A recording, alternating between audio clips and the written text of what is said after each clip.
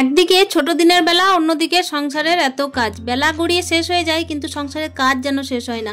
তো চলো আজকের ভিডিওটা এখান থেকে স্টার্ট করছি। আশা করছি আজকের ভিডিওটাও তোমাদের প্রত্যেকের খুবই ভালো লাগবে। তো hello everyone, good morning, welcome back to my channel. আশা করছি সকলেই খুব ভালো আছো। আর ব্লগের শুরুতে বড়দের চরণে প্রণাম, ছোটদেরকে আমার অনেক অনেক ভালোবাসা। এই যে দেখতেই পাচ্ছ, আজকে হচ্ছে সোমবার, আর সোমবারের ব্লগটা তোমাদের সাথে শেয়ার করছি। সকাল টাইমে কিন্তু আমার একটা সুবিধা হয়েছিল, আজকে যেহেতু মা রাত্রিবেলা এসেছিল, সকাল টাইমে কিন্তু ঝাঁটটা মা দিয়ে দিয়েছিল। তাহলে বাকি থাকছে কি, এই যে দেখো বিছানা গোটানো থেকে আরম্ভ করছি কাজটা। একটা রুমের কিন্তু বিছানা আমার গোটানো কমপ্লিট হয়ে গেল। তো চলো আর একটা রুমেরও বাকি আছে, সেটাও কমপ্লিট করে নেব। আর ওই যে এই দুটো বালিশ শুধুমাত্র এই রুমে রাখবো, আর যে বাকি বালিশগুলো, মাথার বালিশগুলো আর কি, সেগুলো কিন্তু অন্য রুমে গুছিয়ে রেখে দিয়ে এসেছি। তো চলো তারপর দেখতেই পাচ্ছ এই যে আর একটা রুম, যে রুমে আর কি বাবা থাকে অলরেডি, সেইটাও আমি কিন্তু পরিষ্কার করে বিছানার বেড কভারটাও পেরে নিয়েছি। আর সমস্ত রকমের বিছানা বালিশগুলো কিন্তু সযত্নে রেখে দিলাম। দুটো একটা নাইটি আর এই যে ওড়না, যেগুলো অগোছালো হয়েছিল তো সেগুলোকে একটু ভালোভাবে ভাঁজ করে নিলাম। আর এই যে দেখতেই পাচ্ছ হালকা কালারের ওড়না যেহেতু কিন্তু এটাকে নিচে রাখছি, আর তার উপর কিন্তু এই যে লাল ওড়নাটা রেখে দিলাম। টেবিলের মধ্যে দেখো সারাদিনের কিন্তু রান্না বান্না, তারপর হিজিবিজি জিনিসগুলো যেমন তেমন করে জড়ো হয়ে থাকে, তো সেইগুলোকে যতক্ষণ না পরিষ্কার করি টেবিলের মধ্যে কিন্তু একেবারে আর অন্য দিনের রান্না বান্নার কাজ শুরু করতে একেবারে ভালো লাগে না। তো সেই জন্যই আমি আরম্ভ করলাম দেখো টেবিলটাকে পরিষ্কার করার। আর যেহেতু হচ্ছে ছোট দিনের বেলা, সকাল থেকে যে কখন দিনটাকে পার করে ফেলি বুঝে উঠতেই পারি না। তবে হ্যাঁ, কাজের মধ্য দিয়েই পেরিয়ে যায়, আর কাজ তো শেষ হতে চায় না, তবে দিনটা কিন্তু অতি অবশ্যই শেষ হয়ে যায়। মনে হয় যেন আরেকটুখানি যদি টাইমটা পাওয়া যেত তাহলে হয়তো ভালো হতো। এই যে দেখতেই পাচ্ছ সকাল থেকে এত পরিমাণ তাড়া লেগে যায় যে এই সমস্ত কাজগুলোকেও যদি না করি তাহলেও একদিকে ভালো লাগে না, আর ওইদিকে যখন ছেলেকে স্কুল পাঠাতে দেরি করব তখন তো আরও বেশি সমস্যা। কেন কি বাড়ির মধ্যে থাকলে কিন্তু ছেলে এমনিই যে পড়াশোনা করবে সারাদিন তাও তো নয়।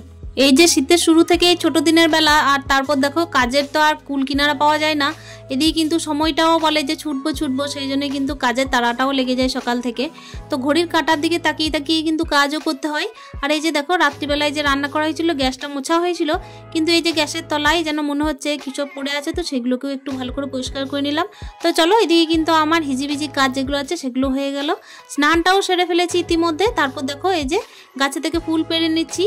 ফুল কিন্তু খুব একটা যে হচ্ছে তা নয়, তবে যেটুকু আছে সেটুকু কিন্তু বাড়ির জন্য পর্যাপ্ত। তবে কি বলতো, এত পরিমাণের ফুল হতো গাছের মধ্যে যে এখন যে অল্প অল্প হচ্ছে তার জন্য কিন্তু মনটা একটু খারাপও লাগছে। আসলে কয়েকদিন থেকে ভাবছি যে গাছগুলোর একটু পরিচর্যা করব, ডালগুলোকেও একটু ছাড়তে হবে, তার সঙ্গে হচ্ছে এই যে গাছের গোড়ায় একটুখানি মাটি সার এগুলোকেও দিতে হবে। তো সেগুলো কিন্তু আর হয়ে উঠছে না। আসলে দিনটা গড়িয়ে চলে যাচ্ছে ঘরের কাজের পিছনেই, অন্য কিন্তু আরও যে সমস্ত শখের কাজগুলো আছে সেগুলোর দিকে আর হাত দেওয়াই হচ্ছে না। কি করব বলো। তারপর দেখো এই যে দেখতেই পাচ্ছ একটুখানি চা নিয়ে বসেছি, চা ঠেকুয়া খাচ্ছিলাম। তার আগেই কিন্তু আমি এদিকে ভাতটাও বসিয়ে দিয়েছি। পুজো করার পরে ভাতটা কিন্তু আমি আজকে প্রেসারে বসিয়েছি, মানে প্রেসার কুকারের মধ্যেই কিন্তু দুটো সিটি দিয়ে নেবো। আর ওভেনের এক সাইডে কিন্তু আমি মুগের ডালটাও বসিয়ে নিয়েছি। তবে কি বলতো বন্ধুরা, এই যে এক ফালি লাউ আমি কালকে রেখে দিয়েছিলাম, তো ওইটাই ভাবছি মুগের ডালের মধ্যে মিশিয়ে দেবো। আর এই যে তাড়াহুড়োর মধ্যে না আজকে অনেক রকমের যে রান্না করব সেটাও কিন্তু হয়ে উঠবে না। ছুটির দিন হলে কিন্তু একটা অন্যরকম ব্যাপার থাকে, কিন্তু এই যে ছোট দিনের বেলায় ছেলেকে যদি খাইয়ে স্কুলে পাঠাতে হয় তখন কিন্তু একটু ভেবে চিন্তেই আমাকে কাজটা করে নিতে হয়। তো চলো এদের দেখতেই পাচ্ছ যে সমস্ত আর কি সবজিগুলো ছিল, যে সমস্ত বলতে এমন কিছু আজকে কাটিনি, ওই যে বললাম লাউ ছিল এক ফালি ওটাই, আর একটুখানি আলু কেটেছি, আর কচু ছিল, তো সেই কচুটাকে দিয়েই কিন্তু একটা কোনো তরকারি করব। তো চলো দেখতেই পাচ্ছ আমি কিন্তু ডালটা বসিয়ে দিয়েছি। এদিকে দেখো প্রেসারের কুকারের মধ্যে কিন্তু সিটিটাও পড়ছিল, তো এখানে কিন্তু আমার ডালটা অলরেডি রেডি হয়ে গেছে। এরপর কিন্তু আমি ঢেলে রেখে দিচ্ছি। আর যে সমস্ত কাজগুলো করতে করতে আমার মাথার মধ্যে সবসময় কিন্তু একটা চিন্তা থাকে যে ছেলেকে টিফিনটাও বানিয়ে দিতে হবে, আর ভারী টিফিন না দিলেও কিন্তু একদিকে সমস্যা, হাতের খাবারটাই করে দেওয়ার প্রত্যেক দিনের চেষ্টা থাকে আমার। কোনো রকমভাবেই তোমরা ভিডিওর মধ্যে আমাকে দেখতে পাবে না যে আমি কোনো রকম প্যাকেটিং খাবার ওকে দিই, তবুও কিন্তু দেখো ছোট দিনের বেলা তা সত্ত্বেও কিন্তু আমাকে ম্যানেজ করেই নিতে হয়। কেন কি দেখো প্যাকেটিং খাবার কিন্তু আমি ওকে একদিন অভ্যাস করলে প্রত্যেক দিনের অভ্যাসে দাঁড়িয়ে যাবে। একটুখানি কষ্ট হয় ঠিকই, কিন্তু এই যে হাতে বানিয়ে দিই না, সেই খাবারের কিন্তু একটা অন্যরকমই আমার মনের মধ্যে তৃপ্তি হয় যে ছেলেকে খাইয়ে দেয়, স্কুলও পাঠিয়েছি, তার সঙ্গে কিন্তু ছেলে টিফিন টাইমে আমার হাতের বানানো খাবারটাও খাবে। তো চলো দেখতেই পাচ্ছ আমি কিন্তু আজকে লুচি আর একটুখানি ঘুগনি দেবো ওকে। আর ঘুগনিটা একটু টানটানি করেছিলাম, তবে হ্যাঁ ওকে কিন্তু একবারে মানে ঝোলটা দিইনি, কেন কি ঝোলটা দিলে টিফিন কৌটো থেকে এই যে গড়িয়ে পড়বে, তার জন্য অসুবিধা হবে। কত দিকে যে কত চিন্তা করতে হয়, ছোট দিনের বেলা হোক কিংবা হচ্ছে বড় দিনের বেলা। কখনো কখনো অবস্থা বুঝে ব্যবস্থা করতে হয়, এই জন্য কিন্তু দুটো কড়াইয়ে রান্নাও করতে হয়। আজকে যেহেতু দেখো একটা কড়াইয়ে রান্না করছি, সেহেতু কিন্তু আমার যে অসুবিধা হচ্ছে তা নয়। আসলে কি বলতো, আজকে আমি যে খুব একটা তরকারি করিনি, সেই জন্য কিন্তু অসুবিধাটাও হয়নি। এখানে দেখো যে কচু আলুটা কেটেছিলাম, তো ওইটাই একটুখানি সব মিশিয়ে সয়াবিন দিয়ে তরকারিটা করেছিলাম। আর সত্যি করে বন্ধুরা একটুখানি নতুন ট্রাই করলাম, কচু দিয়ে সয়াবিন কখনো খাইনি, কিন্তু সত্যিই দেখলাম খুবই টেস্টি হয়েছিল। তো দেখো এখানে আমি কিন্তু ছেলেকে খাইয়ে দেয় স্কুল পাঠিয়ে দিয়েছি। আর এই যে ঘরের দুপুরে ঝাঁটটাও কমপ্লিট করে নিলাম।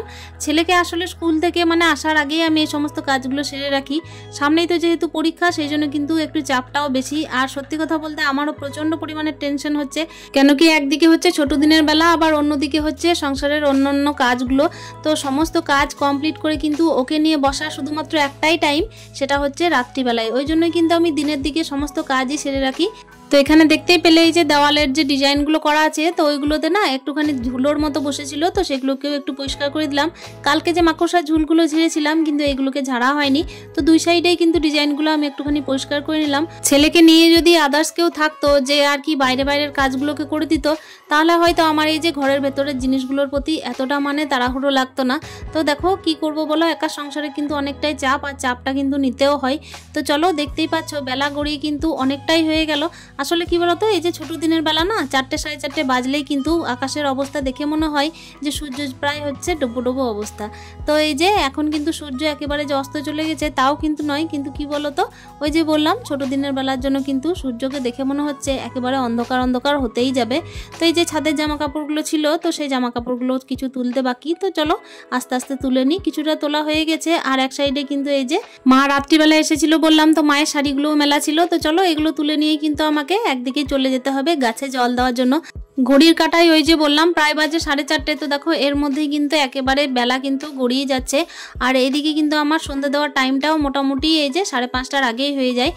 ছেলে যেই আসে 5:10-15, তো তারপরেই আমি সন্ধ্যেটা দিয়ে দিই। আসলে কি বলতো, খুব একটা অন্ধকার হয়ে গেলে আমাকে যে বাইরে সন্ধ্যে দিতে যেতে হয়, যেহেতু মন্দিরগুলো আছে আমাদের বাড়ির সামনে, তো সেই জন্যই কিন্তু খুব একটা দেরি করি না। এদিকে দেখো জামা কাপড় যেহেতু আমাকে চেঞ্জ করতেই হবে, সেই জন্যই কিন্তু বিকাল টাইমে আমার এই যে গাছের জলগুলো দিচ্ছি।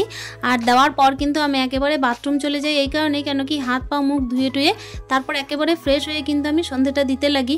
তো চলো এই যে দেখতেই পাচ্ছ গাছগুলোর অবস্থা, গাছে কিন্তু একেবারেই ফুল নেই। আর কি বলতো, এই যে ধুলোর কারণে গাছগুলোকে আমি একটুখানি স্নান করিয়ে দিই।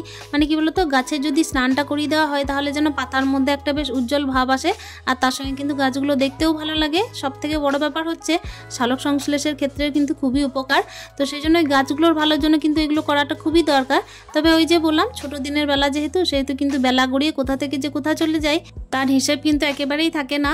কিন্তু কি বলতো, এই যে সমস্ত গাছগুলো আছে কিছুটা হচ্ছে গরমের দিনের গাছ, সেই জন্য কিন্তু ফুলটা একটু কমই দেবে এখন। আর শীতের ফুল আমার এখনো কিন্তু এই বছর আনা হয়নি বন্ধুরা। তো ভাবছি কালকে যাব, তো দেখা যাক ছোট দিনের বেলায় কতটা আমি টাইমটা করে উঠতে পারি। ঘরের কাজ আর গল্প সমস্ত কিছু মিলেই কিন্তু আজকের ব্লগটাকে আমি আর বাড়াচ্ছি না। আসলে কি বলতো বন্ধুরা, ছোট দিনের বেলা হোক কিংবা বড় দিনের বেলা, মেয়েরা কিন্তু সব দিকেই পারদর্শী, আর করেও নিতে হয়। সন্ধ্যের সময় সন্ধ্যে দিয়ে আজকে কিন্তু গোপাল দর্শন করিয়ে ব্লগটা এখানেই শেষ করছি। দেখা হচ্ছে নেক্সট ব্লগে। স্টে হ্যাপি মন, ভালো থেকো, সুস্থ থেকো, টাটা।